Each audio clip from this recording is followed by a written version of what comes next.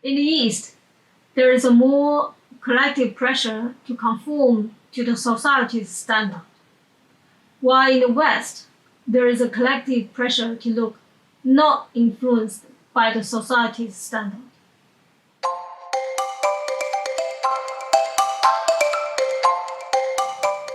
Hi guys, I'm Jennifer, the Culture Doctor.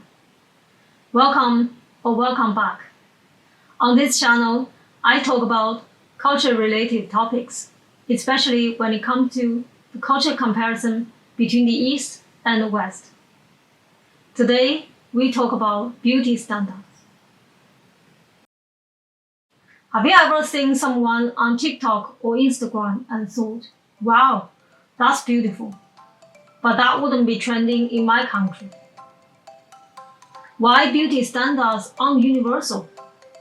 They change depending on culture, history, and even who holds power. In this video, we are unpacking how beauty ideals in East Asia and the West are widely different, and more importantly, how patriarchy, status, and society shape them.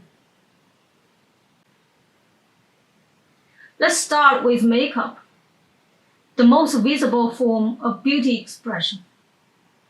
In Western beauty culture, especially in places like the UK, the US, makeup is about confidence, impact, and hyper-gender identity. Think sharp contouring, bold brows, dramatic lashes, and sultry lips. And the message, own the room. In East Asia, especially Korea, Japan, and China, the current vibe is delicate and subtle. Clean and fine lashes, soft brows, gradient lips, pink cheeks, and dewy skin. The goal? Look youthful, baby-like, approachable, and fresh. It took hours to achieve, but it looked like they just woke up like this. What I want to say is that these aren't just stylistic choices. They reflect different ideals of femininity. One emphasizes presence and boldness. The other prioritizes softness and purity.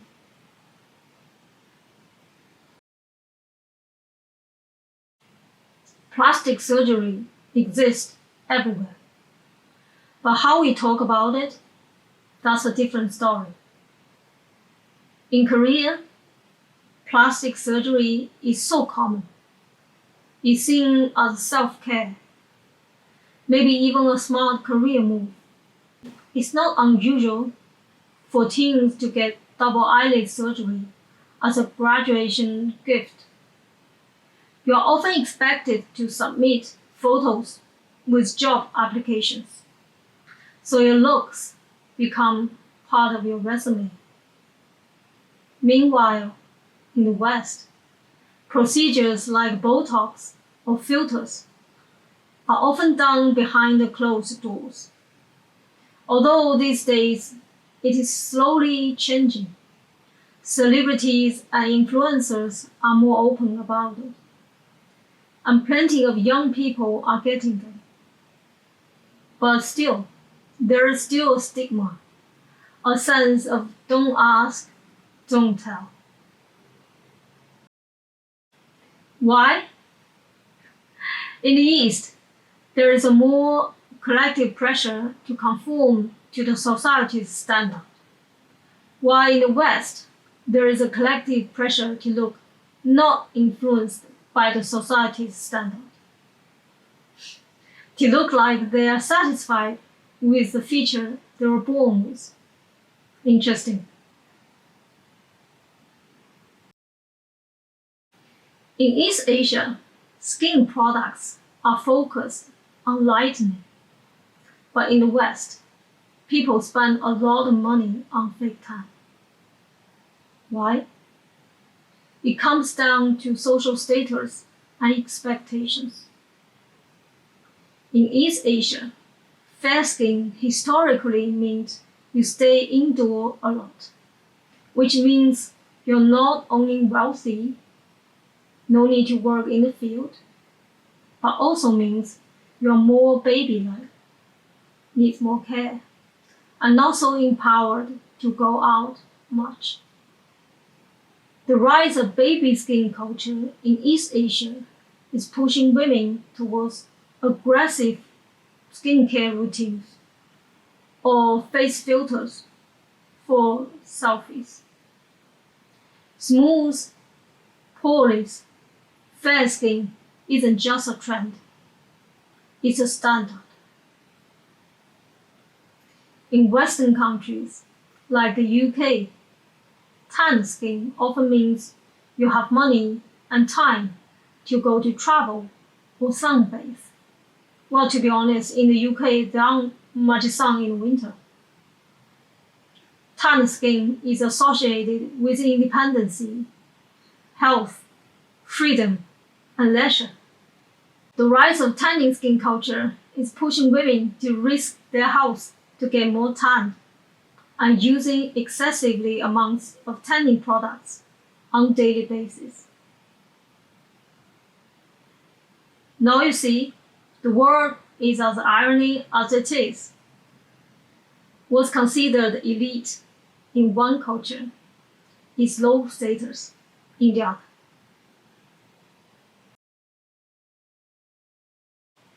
Now let's talk about eyes. There's a big misconception that Asian women want bigger eyes to look like more Western. But here's the thing. Large eyes and pale skin have been considered beautiful in East Asia long before colonization, long before America was discovered even. Procedures like double eyelid surgery or agusa, which was called in Korea. It means add a little bit of fullness under the eye to look more useful. This reflects a love for cuteness and softness. Again, baby face. Currently in Korea, Japan, and China, wide, rounded eyes with the soft outer corners, like open corner in the outside of the eye, are considered ideal. In the West, it's about definition, sculpted socket, upturned corners, bold lashes, big lashes. But they both share one thing though. The bigger the eyes, the better. It's like a global beauty language.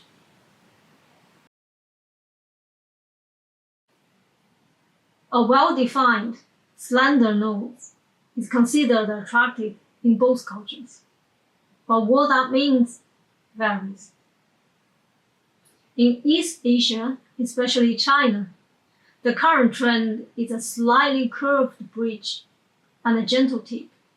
If the bridge is that curved a little bit on the top and with a very gentle tip.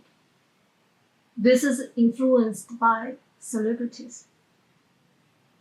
In Korea, however, a lower bridge is becoming more popular. Like on the side, the bridge is quite low there, not raised. This is possibly a reaction to overly sculpted trends previously. Meanwhile, in the West, small pointy noses are still the norm, although there is a growing acceptance for natural variations. What they share in common though, they both like small noses, almost like the smaller the better. Interesting. Jawline is a feature that's getting aesthetic attention everywhere nowadays. In East Asia, especially Korea and China, there is a growing obsession with a rounded jawline, thanks to the filters. Like the jawline is going down from there without any corners on the side. The jawline needs to be clearly defined, rounded without any edges. Strong or square jawline are considered a big no-no on women, considered more masculine. Western ideals, on the other hand, embrace a sculpted jaw, high cheekbones, sharp angles, and a jawline that pops. The interesting part, in both East and West, jawlines now symbolizes youth, fitness, attractiveness, but again through different aesthetic filters.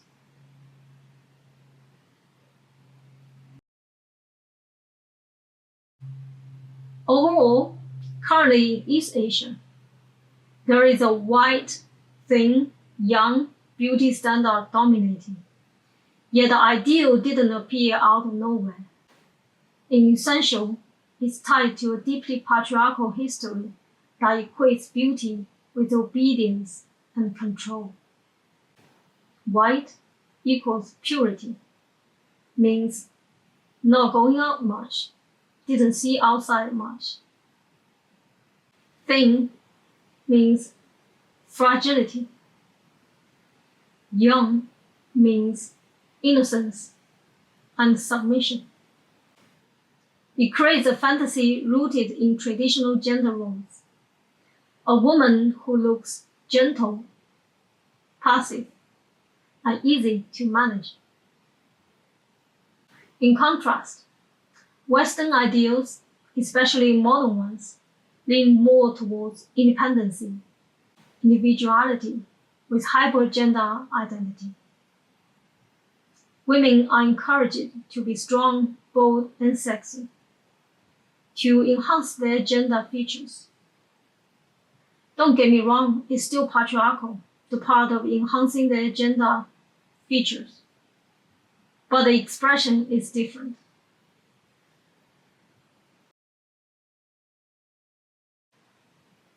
Here's the tricky part. In both cultures, we often say beauty is a personal choice. Really? If your entire society rewards one look and punishes the other, is it really a free choice? Really?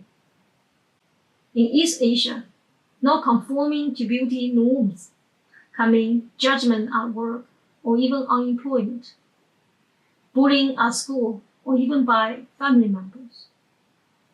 And in the West, not meeting certain beauty expectations can lead to social exclusion, dating biases, or even being deemed as unpolished. The system teaches us what to want and then tells us it was our choice.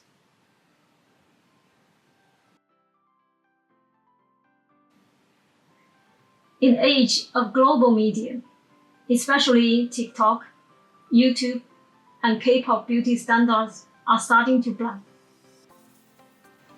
Westerners try out Korean glass skin routine. Asians go for fox eyes and contour. But even as styles mix, the underlying issue remains.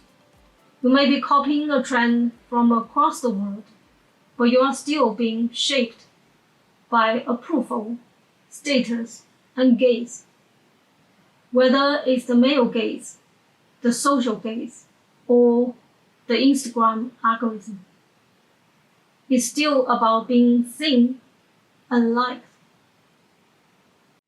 Here's the bottom line. Beauty isn't evil. Wanting to look good isn't wrong. It was never wrong. The problem starts when beauty becomes a requirement, especially for women, and when it's used to reinforce inequality. Whether it's pale skin in Seoul or tanned abs in Los Angeles, the pressure to be beautiful is real. But the power comes when we start asking. Let's ask, who benefits from our insecurity? Who profits when I feel I'm not enough? And most importantly, do I actually like this? Or am I just afraid not to? The truth is, power and freedom comes with self-acceptance, not when you follow a checklist. So now I want to hear from you. What beauty standard have you felt pressured by? And how did you deal with it? Drop a comment. I also made videos about horror movie and dragons comparisons between the East and West. I will link them down below. Subscribe for more cultural deep dives. See you